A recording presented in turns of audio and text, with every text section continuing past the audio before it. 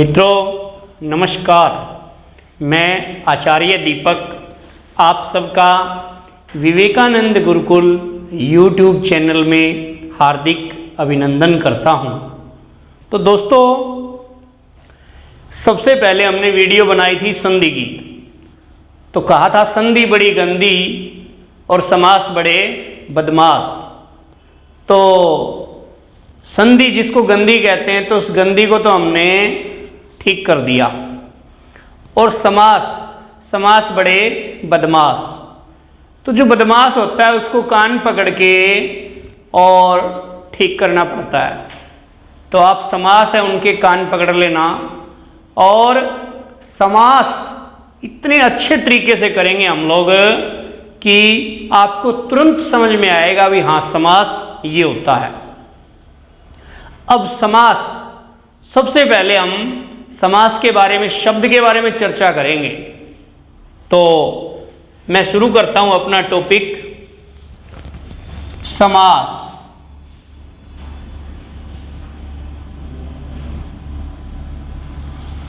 अब समास है क्या? ये सबसे पहले तो हमको ये समझना पड़ेगा। समास कहते हैं छोटे रूप को। एक तो कहते हैं कि बोला इस प्रश्न की विस्तृत रूप से व्याख्या करो। विस्तृत मतलब बड़े रूप में। और एक कहते हैं संक्षेप में इसकी समरी लिखो। तो जो संक्षेप होता है ना, जो मतलब शॉर्ट में, इसको हम समास को हम संक्षेप भी कह सकते हैं। क्या कह सकते हैं? संक्षेप। संक्षेप भी कह सकते हैं। एक शब्द और है, इसको हम समस्त पद भी कह सकते हैं। क्या कह सकते हैं? समस्त पद। क्या होता है मित्रों? समास, संक्षेप, समस्त पद, ये समास के ही नाम है, तीनों के तीनों। ठीक है। क्या होता है?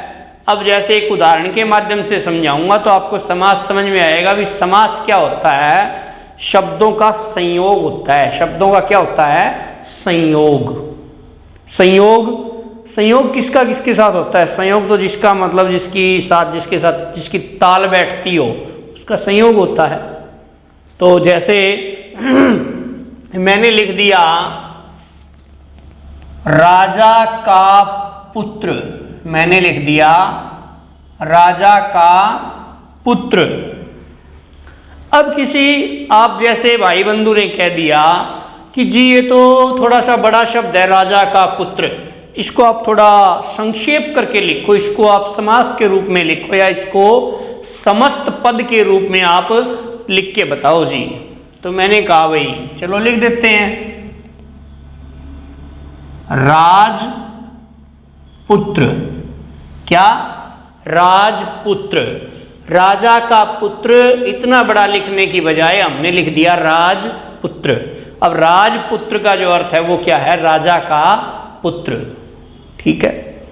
तो ये क्या है? ये समास है। क्या है ये? समास। अब जो हमने का, आपको मैंने पहले की वीडियो में क्या करवाए थे? कारक करवाए थे। मैंने आपको ये कहा था कि जब तक आप कारक नहीं करोगे तो आपको समास समझ में नहीं आएंगे, उनका विग्रह करना आपको नहीं आएगा। ठीक है। समास में क्या होता है? कारक चिन्ह जो होते हैं उनका लोप हो जाता है और समास बन जाता है। आया ध्यान में? तो कारक यहां काम आते हैं। ठीक है जी। ये तो एक उदाहरण के माध्यम से मैंने आपको समझाया है कि समास क्या होता है। समास होता है संक्षेप, छोटा रूप, जहां शब्दों का संयोग होता है, और समस्त पद भी इसको हम कह सकते हैं। अब बात आती है भाई समास तो हमने समझ लिया जी, समास ये होता है, छोटे रूप को हम समास कहते हैं। ठीक है। अब अगला प्रश्न ये पैदा हो गया भी समास कितने प्रकार के होते हैं? समास कितने प्रकार के होते हैं? ये बड़ी विचित्र स्थिति है हमारे भारत में। पूरे भारत में, हरियाणा प्रदेश की नहीं, पूरे भारत प्रदेश की ये स्थिति है कि समास के जो भेद हैं वो सही से नहीं बता पाते। अभी कोई बोलता है 4 है, कोई बोलता है 6 है। तो देखते हैं अब समास के भेद, समास के भेद, समास के भेद, यदि वो आपको पूछे मुख्य रूप से समास के कितने भेद होते हैं, यदि ऑप्शन आपको दिया हुआ मिले 4 भी मिल जाए और 6 भी मिल जाए, और वो पूछ ले मूल रूप से, मूल रूप से समास के भेद मूल रूप से 4 प्रकार के होते हैं। कितने प्रकार के? 4 प्रकार के। अव्ययी भाव, नंबर 2 तत्पुरुष, नंबर 3 द्वंद्व, और नंबर 4 बहुव्रीहि।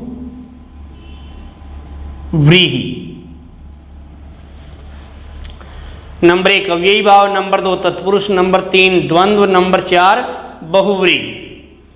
अब मूल रूप से आपको कोई पूछे कि समास कितने प्रकार के होते हैं, तो मूल रूप से तो प्यारे विद्यार्थियों 4 ही प्रकार के होते हैं।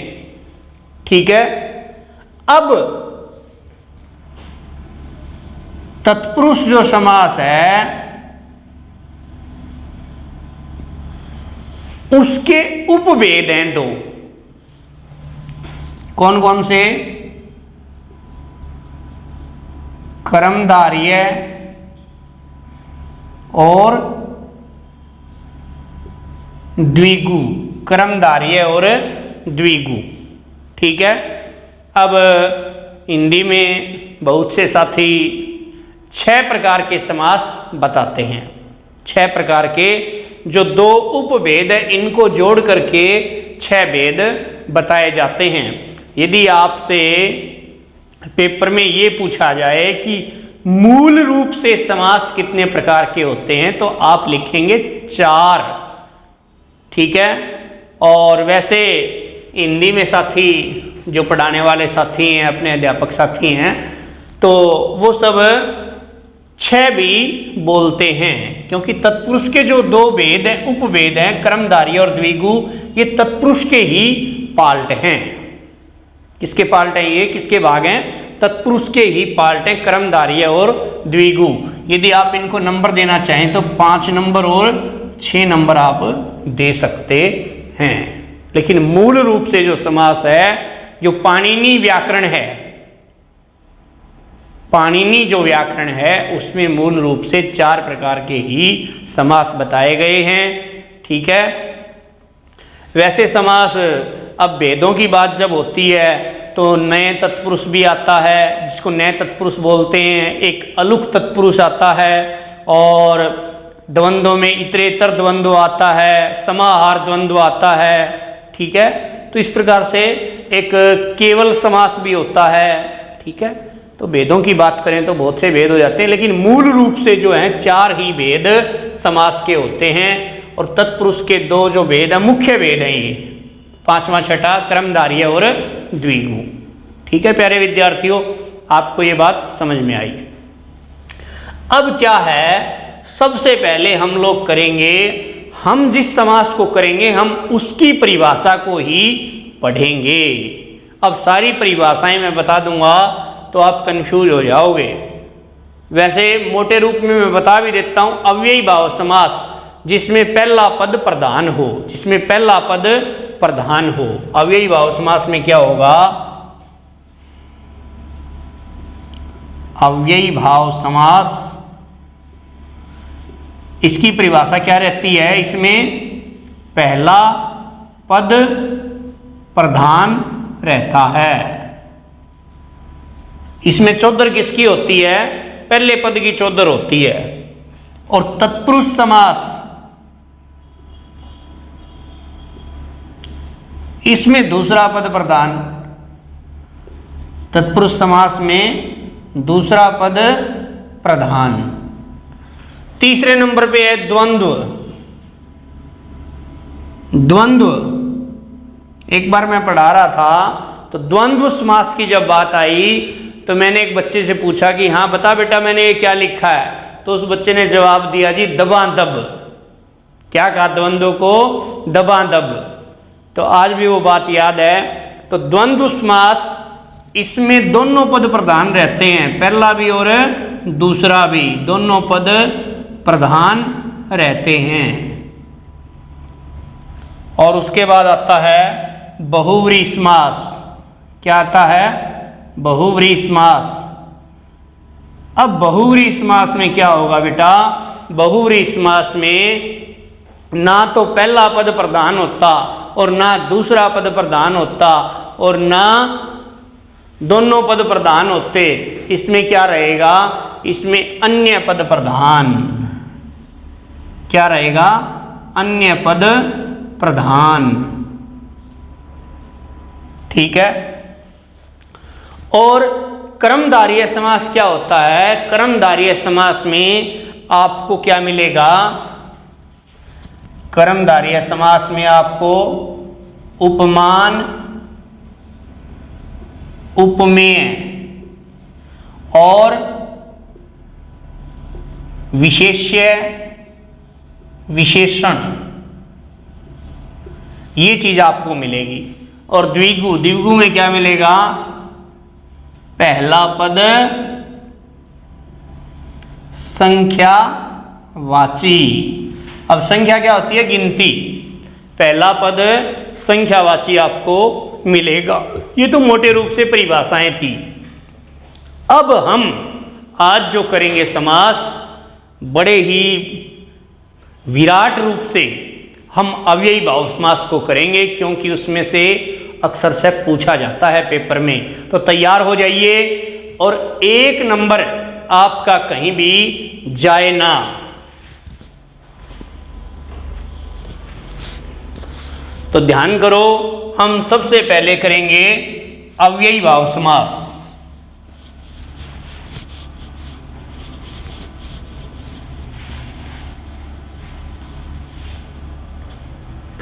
कौन सा समास करेंगे? अव्ययी भाव समास। अब अव्ययी भाव समास आपने वो तो सीख लिया मोटे रूप से, जो किताबों में छपी हुई बात होती है कि पहला पद प्रधान होता है, उसको अव्ययी भाव समास कहते हैं। तो ये प्रश्न मेरे ख्याल से तो कभी जो मल्टीपल चॉइस क्वेश्चंस आते हैं, मेरे ख्याल से तो कभी पूछा नहीं गया भी पहला पद प्रधान कौन से समास में होता है। तो ये तो मोटे मोटे रूप से किताबों में छपी हुई बातें होती हैं। तो देखो बेटा, बात छपी हुई हो और समझी हुई हो, आपके दिमाग में अंकित होना चाहिए। ठीक है, कभी भी अव्ययी भाव समास आप भूलेंगे नहीं। इस प्रकार से आज हम करेंगे। देखो इसकी अव्ययी भाव समास की परिभाषा, या तो पहला पद क्या हो? अव्ययी भाव। अव्ययी भाव कहने से क्या? पहला पद अव्यय हो।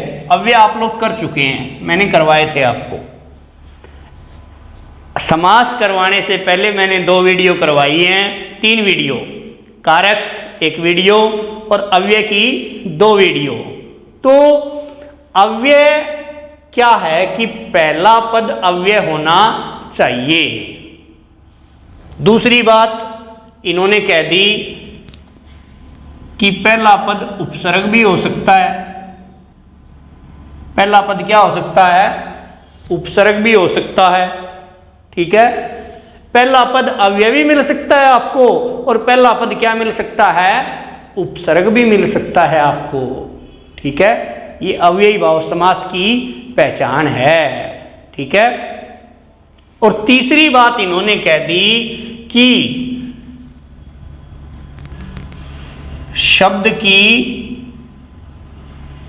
आवृत्ति, आवृत्ति होता है बेटे बार बार। आवृत्ति क्या होता है? बार बार। मतलब एक शब्द 2 बार आ जाए तो वहां भी अव्ययी भाव समास होगा। ठीक है, तो मैं कुछ अव्यय शब्द आपको लिखता हूं, आपके बोर्ड पर लिखता हूं और आपको समझाता हूं कि कैसे ये अव्ययी भाव समास है। अब यथाशक्ति क्या है? यथाशक्ति अगर पेपर में आ गया भी यथाशक्ति, बताओ कौन सा समास होगा? तो सारे बच्चों का ये रटा हुआ होता है कि क्या होगा? अव्ययी भाव समास होगा जी। ठीक है, और पेपर में लिख दिया एग्जाम्पल यथा बल। क्या लिख दिया? यथा बल। अब बच्चे, ओहो, टीचर ने तो समझाया था कि यथाशक्ति, शक्ति के अनुसार, ये मतलब यथा अव्यय है और इसमें अव्ययी भाव समास हो जाएगा, और ये यथा बल दे दिया, शक्ति तो नहीं दिया, तो कंफ्यूजन की स्थिति आ जाएगी। तो कंफ्यूज नहीं होना है आपको। जहाँ यथा दिखता है और उसके साथ कोई शब्द मिलता है तो यथा अव्यय के रूप में है, तो ये अव्ययी भाव समास हो जाएगा बल के अनुसार। इसका विग्रह क्या हो जाएगा? अव्ययी भाव समास। अव्ययी भाव समास। ठीक है जी। मान लो दे दिया यथा क्रम। यथा क्रम, क्रम, क्रम के अनुसार, क्रम के अनुसार। यहां भी क्या होगा? अव्ययी भाव समास होगा। क्या होगा? अव्ययी भाव समास। यानी आप शब्द नोट करते चलो, मैं शब्द लिखता चलता हूं। यथा, यथा मिल जाए आपको, यथा एक अव्यय के रूप में प्रयोग होगा, यथा आपको मिल जाए तो क्या कर देना है? सीधी सीधी बात, अव्ययी भाव समास। ध्यान आया? अगला शब्द देखते हैं, कोई अगला अव्यय देखते हैं, उपसर्ग देखते हैं। मैंने अव्यय और उपसर्ग की बात की है। ठीक है, अव्यय आ जाए, उपसर्ग आ जाए। उपसर्ग क्या होता है? जो शब्द के प्रारंभ में आता है, जो शब्द के प्रारंभ में आता है। दूसरा शब्द हम लेते हैं आ। क्या लेते हैं? आ। अब आ उपसर्ग का जो प्रयोग है, आ उपसर्ग का प्रयोग होता है पर्यंत। अब पर्यंत को तक भी लिख सकते हो आप। आ का मतलब पर्यंत भी होता है, आ का मतलब तक भी होता है। ठीक है, उदाहरण लिखा मैंने, आ जन्म। इसका विग्रह जन्म पर्यंत या जन्म तक। तो आ उपसर्ग है, जन्म के साथ जुड़ा हुआ है, तो यहां क्या हो जाएगा? अव्ययी भाव समास हो जाएगा। ठीक है, आगे कोई उदाहरण देखते हैं। आ मरण। आ मरण। अब कई बार क्या होता है, कई नेता लोग होते हैं, वो कहते हैं कि अगर मतलब अपनी बात को मनवाने के लिए वो क्या करते हैं, सरकार के सामने कह देते हैं कि हम सरकार को अल्टीमेटम दे देते हैं कि मैं आमरण अनशन करूंगा। आमरण अनशन का मतलब मरने तक मैं अनाज नहीं खाऊंगा। ठीक है, तो आमरण, आमरण का मतलब होता है मरने तक। क्या हो जाएगा? मरण पर्यंत, मरण पर्यंत।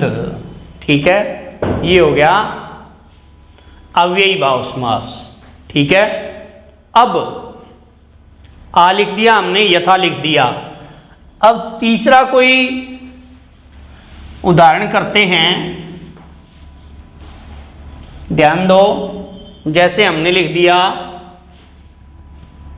भर। ठीक है, भर।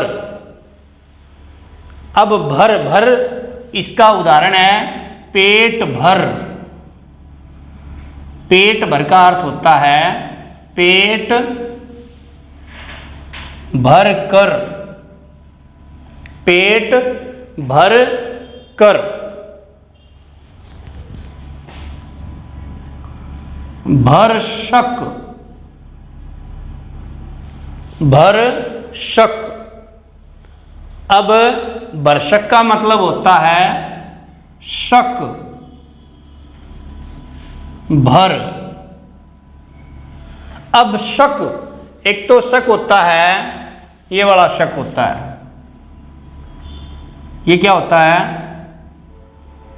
DOUBT, डाउट, जिसको संदेह कहते हैं, जिसको क्या कहते हैं, संदेह। देखो तालु शकार लिखने से इसका अर्थ बदल गया और दंती शकार है यहां, तो इसका मतलब है शक्ति। क्या है, शक्ति, शक्ति भर। ठीक है, क्या हो गया, शक्ति भर। तो भर शब्द जहां आ जाए, यथा आ गया और भर आ गया, तो वहां क्या होगा, अव्ययी भाव समास। नेक्स्ट करते हैं,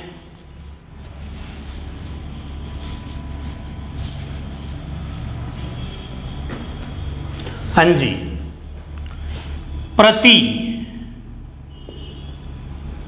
अब प्रति के दो अर्थ होते हैं। प्रति, एक तो बदले के रूप में प्रति को प्रयोग किया जाता है, प्रति क्या होता है, बदला। लेकिन पहले वाले अर्थ में हम प्रयोग करते हैं, पहले इसको उदाहरण दे दिया, प्रतिदिन। क्या दे दिया, प्रतिदिन। क्या दे दिया, प्रतिदिन। प्रतिदिन का मतलब क्या होता है, हर दिन। क्या होता है, प्रतिदिन का मतलब है हर दिन। प्रति का हर के रूप में यूज हो गया, हर दिन यानी प्रत्येक दिन, प्रत्येक दिन। ये अव्ययी भाव समास आ गया। मतलब यहां क्या आ जाए, शब्द मिल जाए आपको, प्रति। क्या मिल जाए बेटा, प्रति। ठीक है, आपको उदाहरण मिल गया, प्रतिक्षण। प्रतिक्षण, प्रतिक्षण का मतलब है हर पल। क्या होता है, हर पल, यानी प्रत्येक क्षण, प्रत्येक क्षण, प्रत्येक क्षण। यहां क्या हो गया, प्रति शब्द आया हुआ है और प्रति एक अव्यय के रूप में कह लो आप, तो यहां क्या हो जाएगा, प्रत्येक दिन, प्रत्येक क्षण। ये अव्ययी भाव समास के भेद हैं। अगला और कोई देखते हैं,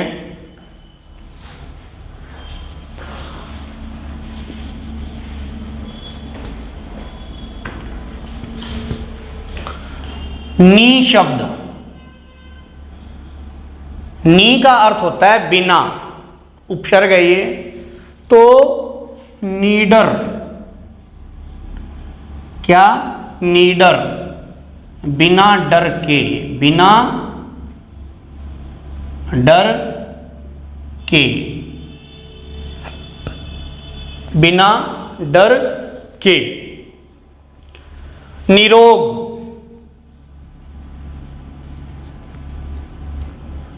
निरोग क्या होता है, निरोग होता है जिसको कोई रोग ना हो, तो बिना रोग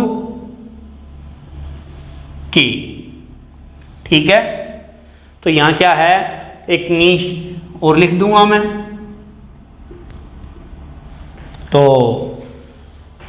कितने शब्द किए हमने, यथा आ भर प्रति नी, यथा आ भर प्रति नी। इनके उदाहरण भी हम साथ साथ कर रहे हैं। तो जहां आपको अव्यय मिल जाए, उपसर्ग मिल जाए, वहां अव्ययी भाव समास होता है।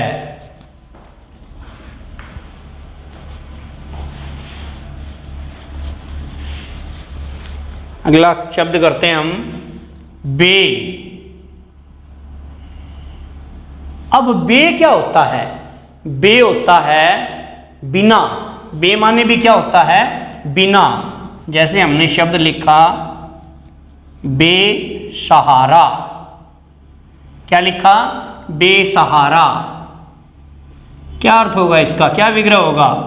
बिना सहारे के। बेसहारा, बिना सहारे के। बेधड़क, बेधड़क, बेधड़क मतलब बेधड़क वो चला गया, मतलब बिना डर के। बेधड़क बिना डर के, बिना धड़के के, बिना धड़के के, यानी उसके मन में कोई भी डर नहीं है, बिना धड़के के। ठीक है, ये अव्ययी भाव समास है, तो हम लिखेंगे बे। ठीक है जी। अगला शब्द है अनु। क्या है? अनु। अब अनु भी उपसर्ग के रूप में प्रयोग होता है, तो मैंने शब्द लिखा अनुरूप। हम संस्कृत में जब समास पढ़ते हैं तो हमारे ये आता है अनुरूपम, रूपस्य योग्यम। ठीक है, तो यहां भी अनुरूप शब्द आया हुआ है हिंदी में भी। तो अनुरूप, जैसा रूप, जैसा रूप, तो ये क्या है? अव्ययी भाव समास है। ठीक है, अब अनुगमन, अनुगमन, अनुगमन, यहां भी क्या है? मतलब पीछे चलना। अनुगमन क्या होता है? पीछे चलना। गमन माने चलना, अनु माने पीछे। तो अनु के जैसा भी होता है, अनु माने पीछे भी होता है। तो पीछे चलना, ये क्या हो गया? यहां अव्ययी भाव समास हो जाएगा। तो अगला शब्द कोई करते हैं, तो यहां लिखता हूं मैं अनु। ठीक है जी, अनु आ जाए तो भी अव्ययी भाव समास होगा। अनु अव्यय के रूप में है। स, श माने होता है साथ में। स माने क्या होता है? साथ में। तो सपरिवार, क्या लिखूं? सपरिवार, परिवार के साथ। राम सपरिवार पार्टी में गया, तो राम परिवार के साथ पार्टी में गया। स माने होता है साथ में, सपरिवार, परिवार के साथ, परिवार के साथ। तो यहां श शब्द आ जाता है तो भी क्या होगा? अव्ययी भाव समास होगा। ठीक है, सशर्त, सशर्त, शर्त के साथ, सशर्त, शर्त के साथ। यहां स आ गया तो यहां भी अव्ययी भाव समास होगा। ठीक है, अब जैसे मान लो अर्थ शब्द, अर्थ शब्द मिल जाए आपको। क्या मिल जाए? अर्थ शब्द मिल जाए। अर्थ शब्द मिल जाए तो भी क्या होगा? अव्ययी भाव समास होगा। अर्थ शब्द मिलने पर भी, अर्थ शब्द बाद में मिल जाए तो अव्ययी भाव समास होगा। जैसे उदाहरण की करेंगे इसका, यथार्थ। क्या है? यथार्थ। ठीक है, तो यहां अव्ययी भाव समास होगा। अर्थ शब्द आपको मिल जाए। ठीक है, वैसे यथा भी आया हुआ है तो अव्ययी भाव समास होगा। अब जैसे अनुसार शब्द मिल जाए आपको, अनुसार, अनुसार, जैसे मैंने लिख दिया नियमानुसार, नियम के अनुसार, है तो यथा जैसा ये, आदेशानुसार,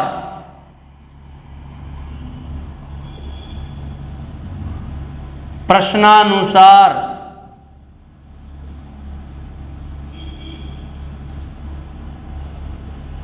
प्रश्नानुसार, मतलब अनुसार शब्द जहां दिखे आपको वहां भी क्या होगा, अव्ययी भाव समास होगा। तो हमने कुछ शब्द लिखे हैं, यथा, आ, भर, प्रति, नी, बे, अनु, से, अर्थ, अनुसार, ये शब्द आपको जहां दिखाई दें तो वहां अव्ययी भाव समास होगा। और अव्ययी भाव समास में क्या है, अव्यय आ गया अपना और उपसर्ग आ गया। अब शब्द की आवृत्ति मतलब शब्द का बार बार आना, ये कैसे होगा भाई? तो ये तो पहली बार सुना है भाई, शब्द का बार बार आना, तो इसमें कोई भी कंफ्यूजन की स्थिति नहीं है। मैंने करवाया था अव्यय वाले चैप्टर में, आपको करवाया था कि पुरुषोत्तम ने हाथों हाथ टमाटर बेच दिए। पुरुषोत्तम ने हाथों हाथ टमाटर बेच दिए। तो हाथों हाथ, अब जैसे ये शब्द आ गया, शब्द की आवृत्ति वाली बात होती है वहां हाथों हाथ। अब देखो यहां भी हाथ शब्द है और यहां भी हाथ शब्द है, ठीक है? तो हाथ शब्द की दो बार आवृत्ति हो रही है, इस कारण से यहां क्या है, ये अव्ययी भाव समास है। क्या है ये? अव्ययी भाव समास है। ठीक है जी। बीचों बीच, बीचों बीच, अब बीचों बीच क्या होता है? बिल्कुल बीच में, उसको कहते हैं बीचों बीच। ठीक है? वह सभा के बीचों बीच जाके खड़ा हो गया। वह सभा के बीचों बीच जाके खड़ा हो गया, बिल्कुल बीच में, बिल्कुल बीच में। तो यहां क्या होगा? अव्ययी भाव समास। बेटा ध्यान करो, हाथों हाथ में हाथ हाथ दो बार आया हुआ है शब्द, बीचों बीच में बीच बीच दो बार शब्द आया हुआ है। रातों रात, पुलिस ने रातों रात चोर को पकड़ लिया। अब रातों रात, अब रात पहला पद भी रात और दूसरा पद भी रात, यानी शब्द की आवृत्ति हो रखी है। अच्छा, अव्ययी भाव समास मैंने लिख दिया खेतों खेत,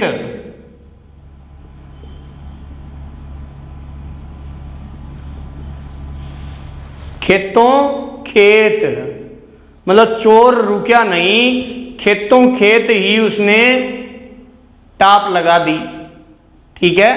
तो खेतों के बीच में से, खेतों खेत, खेतों के अंदर से ही खेतों खेत वो चला गया। तो खेतों खेत यहां भी क्या है? यहां भी खेत और यहां भी खेत, तो ये अव्ययी भाव समास है। दिनों दिन, दिनों दिन, दिनों दिन, पहला पद भी दिन है और दूसरा भी दिन है, तो यहां क्या होगा? अव्ययी भाव समास। ठीक है? अब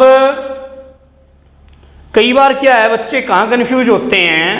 बच्चे कंफ्यूज होते हैं कई बार बीच में, ये आ गया समझ में आपको? ये मैं रब कर रहा हूं, कंफ्यूजन की स्थिति कहां होती है अव्ययी भाव समास में, वो थोड़ा क्लियर कर देता हूं। जैसे लिख दिया पल पल। अब टीचर का ये समझाया होता है कि बीच में डैश मिल जाए आपको। देखो देसी तरीका बताया हुआ होता है टीचर का, कई बार समास समझ में नहीं आते तो देसी तरीका बताया हुआ होता है, भाई ये डैश बीच में मिल जाए आपको तो क्या कर देना है? द्वंद्व समास कर देना है। क्या कर देना है? द्वंद्व समास कर देना है। लेकिन प्यारे विद्यार्थियों, जब पहला पद भी वैसा ही और दूसरा पद भी वैसा ही हो तो वहां क्या होगा? अव्ययी भाव समास होगा। क्या होगा? अव्ययी भाव समास होगा। ठीक है। अब उसमें क्या रहता है बेटा? माता पिता, यहां द्वंद्व समास होता है। माता पिता, यहां द्वंद्व समास होता है। माता पिता, माता अलग है, पिता अलग है, बीच में क्या है? डैश है। ठीक है, आया समझ में? देखो ऐसा ही क्लियर हो जाएगा आपको। दो पद एक जैसे हों, यहां भी पल है और यहां भी पल है, बीच में डैश है, तो अव्ययी भाव समास होगा। और यहां क्या है? माता पिता, ये द्वंद्व समास हो गया। मैंने लिख दिया दाल रोटी, दाल रोटी। बेटा यहां द्वंद्व समास होगा क्योंकि पहला पद भी अलग है और दूसरा पद भी अलग है, बीच में डैश है, तो यहां द्वंद्व समास हो जाएगा। ठीक है, तो प्यारे विद्यार्थियों एक बार फिर रिवाइज कर देता हूं। अव्ययी भाव समास में क्या होता है? अव्ययी भाव समास में होता है कि आपको पहला पद या तो अव्यय मिलेगा या उपसर्ग मिलेगा, और या दो शब्द एक जैसे मिलेंगे, बीच में आपको डैश मिलेगा। ठीक है, डैश न भी मिले तो भी आपको दोनों पद मान लो शब्द की दो बार आवृत्ति आपको मिलेगी, तो वहां अव्ययी भाव समास होगा। ये शब्द आप याद कर लेना, यथा, आ, भर, प्रति, नी, बे, अनु, स, अर्थ, अनुसार, इनको याद कर लेना। ये अव्ययी भाव समास में आपको मिलेंगे। और शब्द की आवृत्ति, दो शब्दों की बार बार आवृत्ति, और बीच में डैश हो तो भी ठीक है, नहीं डैश हो तो भी दो बार आवृत्ति किसी पद की हो रखी है तो वहां भी अव्ययी भाव समास होगा। तो प्यारे विद्यार्थियों, आपको अव्ययी भाव समास आज की वीडियो में समझ में आया होगा। ये पहले मेरे को भी नहीं समझ में आया था अव्ययी भाव समास, जब मैं आपको समझा रहा हूं तो मेरे को समझ में आया है अव्ययी भाव समास ये होता है। तो प्यारे विद्यार्थियों, हम पढ़ाते पढ़ाते बहुत कुछ सीखते भी हैं, और आप जैसे विद्यार्थियों तो सीखने को बहुत कुछ मिलता है। किसी को कम आता है, किसी को ज़्यादा आता है। तो प्यारे विद्यार्थियों, आप लगन से पढ़ो, मैं पूरी मेहनत से आप लोगों को पढ़ाऊँगा। तो आचार्य दीपक आपको एक फलदार वृक्ष के रूप में मानता है कि आप छाया भी देंगे और फल भी देंगे, यानी भारत का भविष्य आप लोगों के हाथ में है। तो आप सजग होकर के मेहनत करिए और इस वीडियो को अपने दोस्तों तक भी पहुंचाइए। तो कल फिर आपके साथ आमना सामना होगा। तो आज के लिए इतना ही। जय हिंदी, जय भारत।